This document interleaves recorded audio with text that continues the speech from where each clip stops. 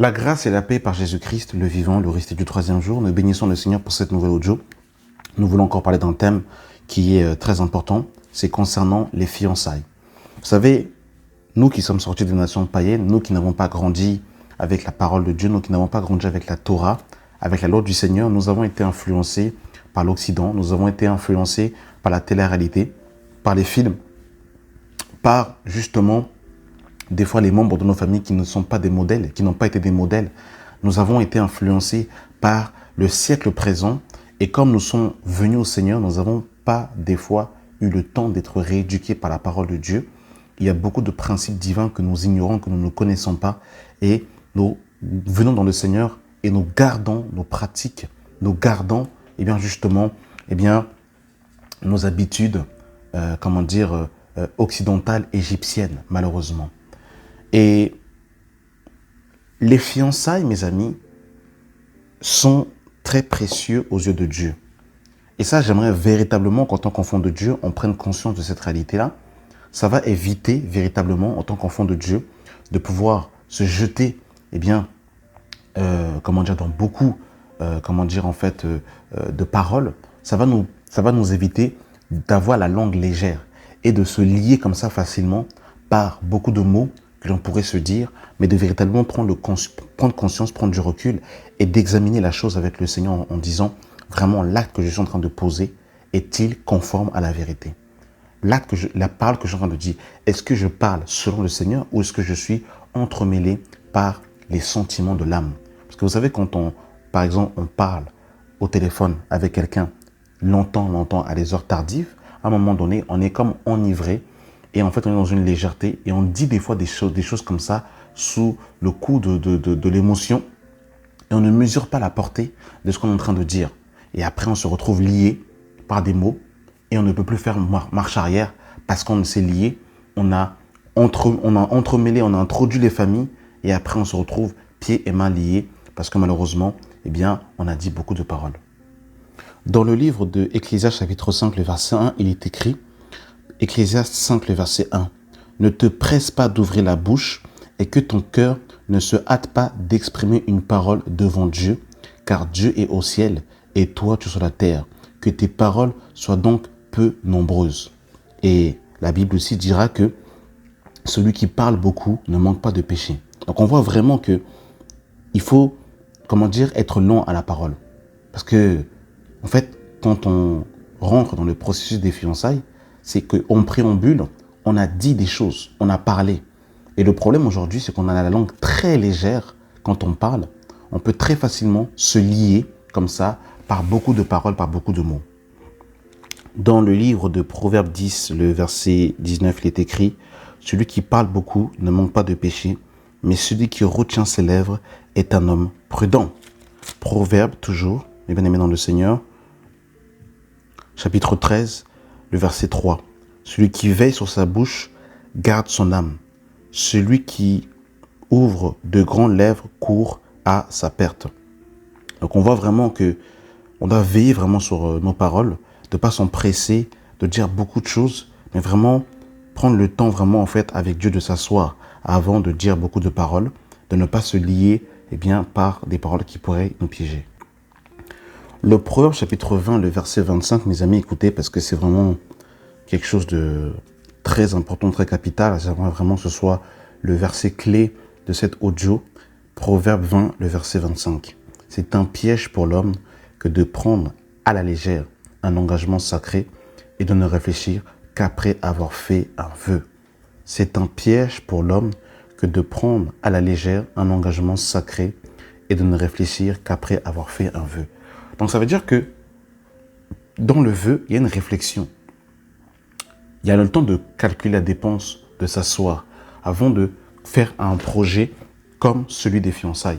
Et le problème aujourd'hui, surtout dans cette génération 5G, où tout va vite, où on veut tout de suite, tout maintenant, il n'y a plus la patience, en fait, on s'en mêle par des paroles, et on ne prend pas le temps de s'examiner, et après, on se rend compte que finalement, on a trop parlé, on est piégé, et après, on déconstruit comme ça, on brise les relations des fiançailles comme ça, et on va voir, mes bien-aimés dans le Seigneur, que pour Dieu, les fiançailles sont très fortes, très symboliques, très significatives, et que chez les Hébreux, les fiançailles étaient comme le mariage. Alors, je ne dis pas que les fiançailles sont le mariage, mais je dis que les fiançailles, aux yeux de Dieu, ont une importance très importante et très forte.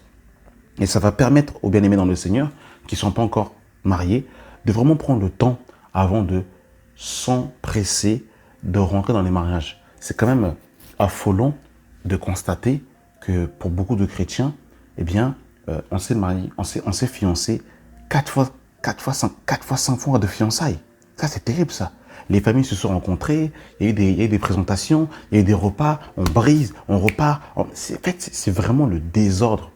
Et l'un des problèmes, moi, que vraiment je ne comprends pas, c'est que c'est une génération, effectivement, qui sont sur les réseaux sociaux, sur TikTok, sur Instagram, sur YouTube.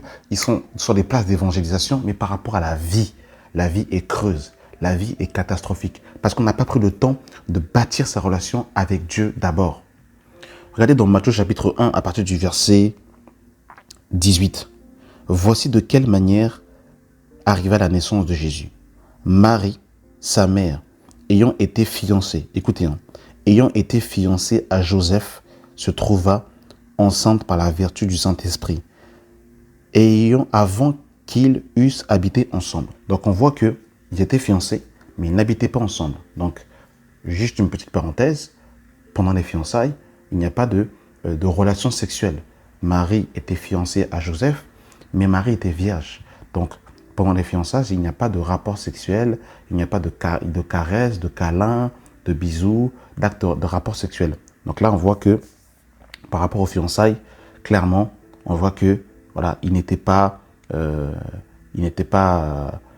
se sont pas connus dans l'intimité.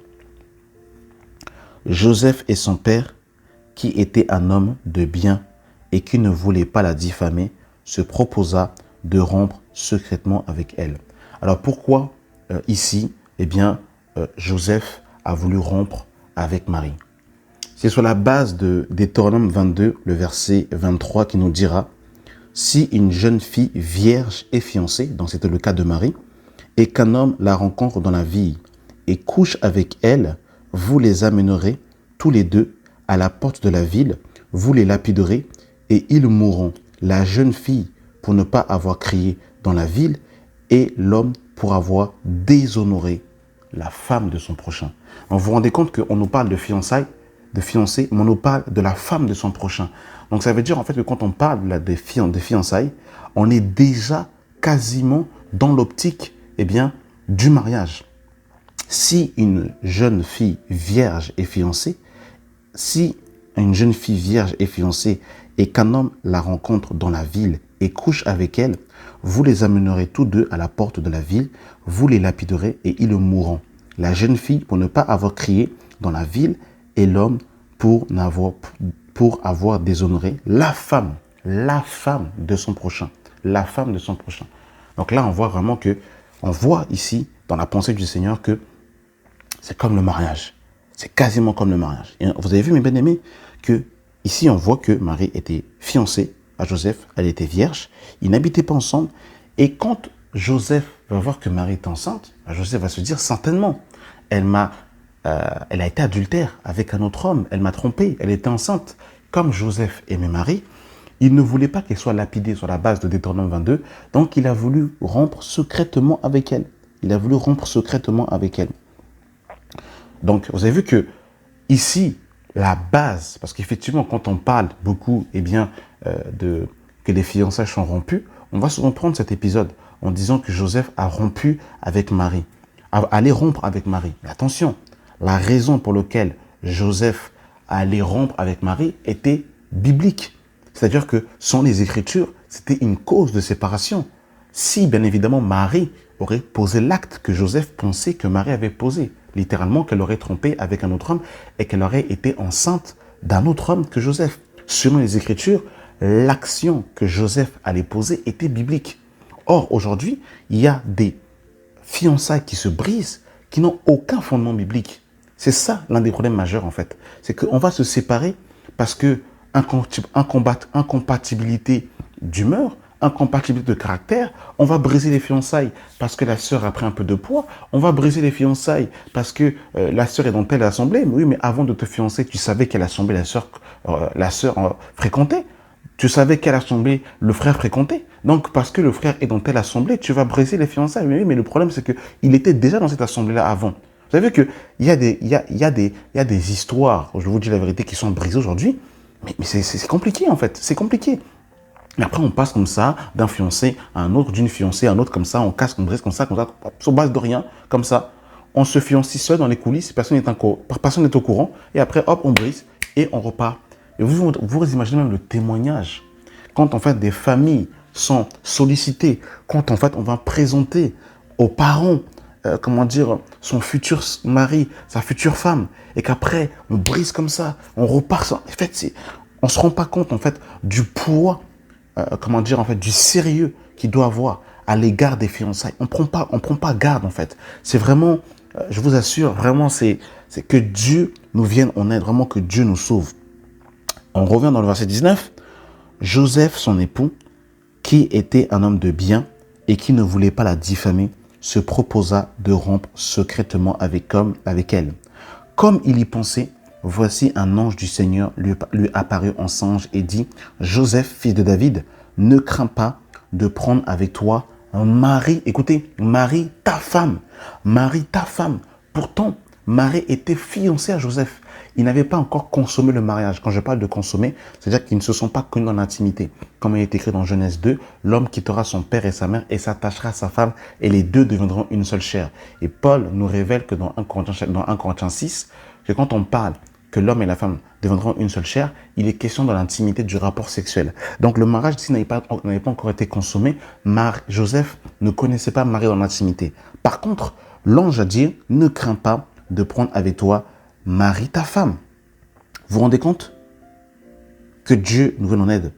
Joseph, fils de David, ne crains pas de prendre avec toi Marie, ta femme, car l'enfant qu'elle a conçu vient du Saint-Esprit.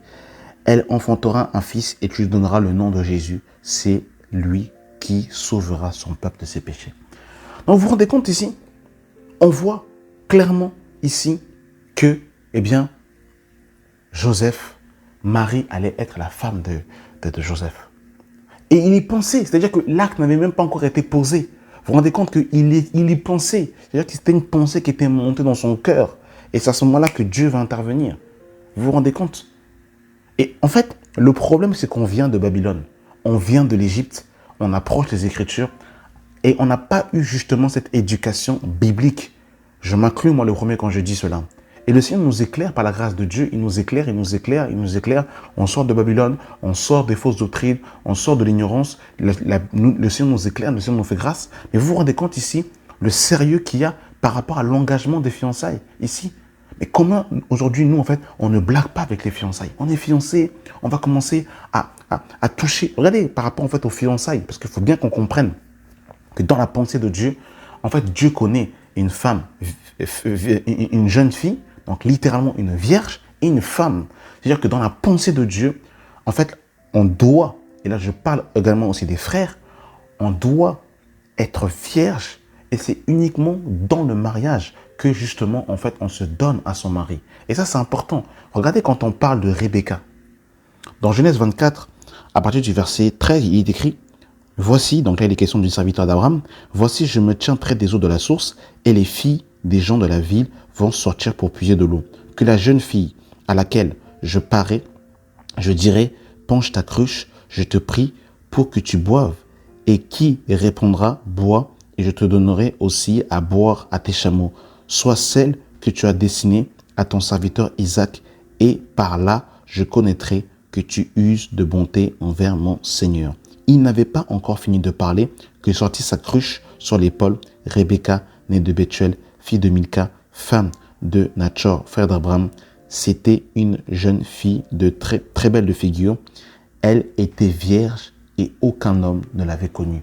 Elle était vierge et aucun homme ne l'avait connue.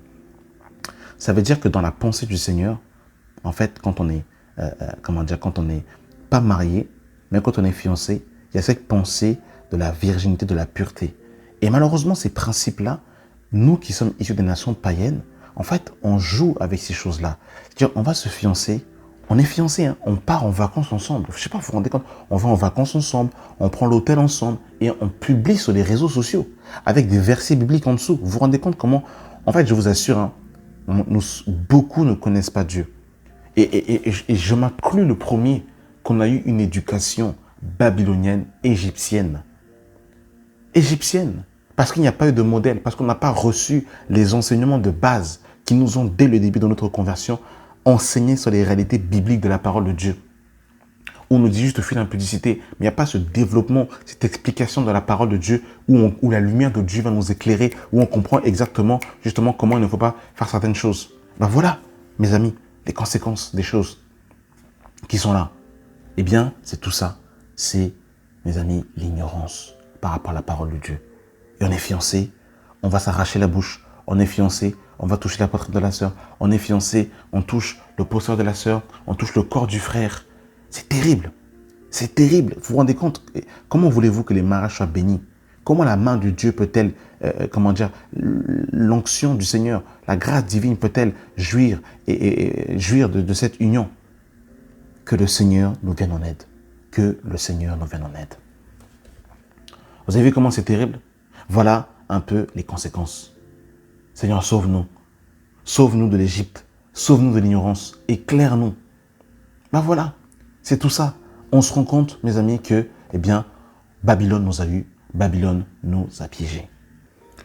Dans le livre de 2 Samuel chapitre 3, le verset 14, il est écrit « Et David envoya des messagers à Isbosheth, fils de Saül, pour lui dire « Donne-moi ma femme Milca, que j'ai fiancée pour son prépuce de Philistin.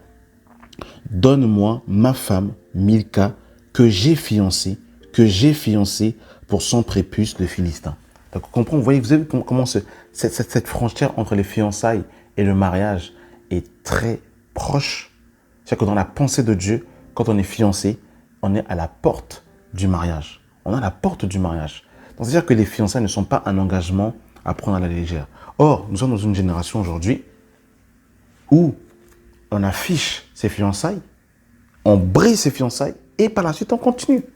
Il faut vraiment qu'on comprenne vraiment là, je le dis vraiment clairement, les frères qui sont éclairés sur la parole de Dieu là, qui ont vraiment l'éclairage aujourd'hui, qui ont la lumière du Seigneur, qui aujourd'hui vont aller fiancer des sœurs, il faut qu'ils aillent au bout de leur relation. Il faut qu'ils aillent au bout. Parce que là, quand on connaît la vérité, quand on est éclairé, on ne peut plus jouer en fait, on ne peut plus faire un jeu. Oui, avant, on ne connaissait pas. Avant, on était ignorant. Avant, on sortait de Babylone, des dénominations. La parole de Dieu n'était pas claire dans nos esprits. Maintenant qu'on est éclairé, maintenant qu'on connaît la parole, maintenant que Dieu nous a éclairés, pour ceux qui ne sont pas encore fiancés là, il n'y a plus de jeu. On ne peut plus jouer. Et ça, c'est terrible. C'est qu'en fait, on va voir le père de la jeune fille, on demande la main du père de la jeune fille, on va avoir des rapports intimes et après, on se dégage. On dit, ah bah tiens, finalement, c'est pas toi. En fait, c'est terrible en fait. C'est terrible. Et après, ça passe crème, normal. En fait, et après, que Dieu nous vienne en aide. Que Dieu nous sauve. Que Dieu nous délivre. Et bien voilà, mes amis, ce qui se passe. Voilà ce qui se passe, malheureusement, dans la maison de Dieu. Voilà ce qui se passe. C'est terrible. Les sœurs qui perdent leur virginité, et puis après, ah bah tiens, finalement, c'est plutôt que je veux. Ah bah tiens, je vais ailleurs. C'est-à-dire qu'on n'a même plus conscience de ce que c'est que de déverger une fille. Il n'y a plus cette conscience, en fait. En fait, on est tellement dans l'ignorance, qu'on ne connaît plus l'impact que c'est que de dévierger une fille quand une fille perd sa virginité. Regardez ce que la parole de Dieu dit. Dans le livre de Deutéronome, chapitre 22, le verset 28, il est écrit « Si un homme rencontre une jeune fille vierge non fiancée, lui fait violence et couche avec elle et qu'on vienne à les surprendre, l'homme qui aura couché avec elle donnera au père de la jeune fille 50 cycles d'argent. Et parce qu'il l'a déshonorée, il la prendra pour femme et ne pourra pas la renvoyer tant qu'il vivra. » Ça, c'est quand même terrible. Vous avez vu cet impact-là. Vous savez, moi, personnellement, j'ai connu le Seigneur assez jeune, mais il y a des choses dont je ne connaissais pas, dont j'ignorais, et dont Dieu m'a fait grâce de connaître par la suite, que j'aurais aimé connaître vraiment depuis ma jeunesse. Et ça, ce sont des perles, véritablement, mes amis, ici, que l'on voit ici. Vous avez vu, là, ce principe-là, mes amis, ce principe biblique, véritablement, que le Seigneur nous vienne en aide véritablement. Vous vous rendez compte? En fait, on est tellement... En fait, on ne connaît même plus les principes bibliques qu'en fait, voilà ce qu'on va faire. Dans la pensée de Dieu, quand un homme dévierge une femme, il doit la prendre et doit la marier. En fait, ça doit nous ramener à la crainte de Dieu. Ça doit nous ramener vraiment, parce que à partir du moment où le sang coule, où l'hymen de la femme est percé et que le sang coule, eh bien, c'est le symbole de l'alliance qui est contracté. Et quand la Bible dit que l'homme quittera son père et sa mère et s'attachera à sa femme et les deux deviendront une seule chair, en vérité, il est question du rapport sexuel ici. Donc vraiment que le Seigneur nous vienne en aide, que Dieu nous délivre, que Dieu nous sauve. Dans Exode 22, le verset 16, « Si un homme séduit une vierge qui n'est point fiancée et qu'il couche avec elle, il paiera sa dot et la prendra pour femme. Si le père refuse de lui accorder, il paiera en argent la valeur de la dot des vierges. » Bon, bref, la dot, on en reviendra peut-être encore une autre fois dessus. Mais voilà un peu, mes bien-aimés, ce que la Bible dit par rapport à ce sujet-là. Vraiment que Dieu nous vienne en aide. Et tout ça, je dis tout ça pourquoi? Pour qu'on prenne conscience de l'engagement de nos paroles. Comme la Bible dit dans le livre de Proverbes 20, c'est un piège pour l'homme que de prendre un engagement sacré à la légère et de ne réfléchir qu'après avoir fait un vœu. Avant de parler, avant de dire beaucoup de paroles, il faut prendre le temps de réfléchir. Il faut prendre le temps, mes amis, d'être éclairé, de s'asseoir vraiment avec Dieu pour voir vraiment si ce que l'on dit, si c'est biblique ou pas. C'est très important parce qu'après, on se met dans des histoires, on se met dans des problèmes et après, c'est nous-mêmes en fait qui devons récolter les fruits de tout ce que nous faisons. Donc que le Seigneur nous vienne en aide vraiment. Je terminerai par un dernier passage dans le livre de 2 Corinthiens 11, à partir du verset 1, on nous dit « Oh, si vous pouvez supporter de ma part un peu de folie, mais vous me supportez, car je suis jaloux de vous d'une jalousie de Dieu, parce que je vous ai fiancé. Je vous ai fiancé à un seul époux pour vous présenter à Christ comme une vierge pure. » Comme une vierge pure. On voit ici que le rôle des serviteurs des ministères, c'est de fiancer les chrétiens à Christ, de les attacher au Seigneur. Et on voit ici que, en fait, la Bible nous dit, Marie, aimez vos femmes comme Christ aimait l'Église. Nous sommes présentement fiancés à Christ, nous entrons dans les noces de l'agneau. Lorsque la dernière trompette retentira et que nous partirons à la rencontre du Seigneur dans les airs. On voit ici, mes amis, on voit ici, mes bien-aimés dans le Seigneur, véritablement que le Seigneur, avec qui nous sommes fiancés, ne brise pas les liens des fiançailles comme ça. Le Seigneur ne brise pas les liens du fiançailles lorsque nous faisons une erreur. Lorsque nous sommes infidèles, la Bible dit que lui, il demeure fidèle. Lorsque nous branchons d'une manière ou d'une autre, il demeure fidèle. Lorsque nous ne sommes pas parfaits dans nos pensées, dans les actes que nous posons, il demeure fidèle. Il ne brise pas l'alliance comme cela. Et dans la vérité, lorsque le Seigneur brise l'alliance, c'est parce que nous-mêmes, nous sommes sortis de l'alliance. C'est à ce moment-là, justement, quand la Bible dit « Si nous le renions, lui aussi nous reniera ». Donc, c'est à partir du moment où nous disons non à Jésus, c'est à partir de ce moment-là que le Seigneur, justement, brise cette alliance-là. Mais pour vraiment que le Seigneur vraiment brise cette alliance, il faut vraiment y aller. Ce n'est pas une erreur et le Seigneur brise cette alliance-là. Donc, on comprend que si un homme aime comme Christ, dans la vérité, il ne peut pas briser les liens du mariage comme ça. Les liens des fiançailles, comme ça. Donc ça nous ramène à la crainte, ça nous ramène au sérieux, ça nous amène à la réflexion, ça nous ramène à calculer la dépense, ça nous ramène à être sérieux avec Dieu, ça nous amène véritablement à considérer que lorsque je vais dans les fiançailles, je dois véritablement avoir tout le conseil de Dieu, avoir aussi des conseils pratiques aussi, parce que le problème c'est que, en fait, cette jeunesse, la jeunesse n'aime pas, je ne parle pas de tout le monde, mais n'aime pas, recevoir les conseils des aînés. C'est-à-dire, en fait, de s'asseoir, de s'instruire auprès des gens mariés, des gens qui ont de l'expérience, des gens qui ont vécu des choses. En fait, c'est Hollywood le problème. C'est que les gens, en fait, ils sont ensemble, ils vont au McDo, ils font leurs erreurs et après, ils viennent exposer leurs bêtises aux frères, aux sœurs, mais en fait, ils n'ont invité personne. Ils n'ont été accompagnés par personne. Je ne dis pas qu'il faut commencer en fait à avoir en fait un coach love. C'est pas ce que je suis en train de dire. Mais il y a quand même un suivi, un conseil des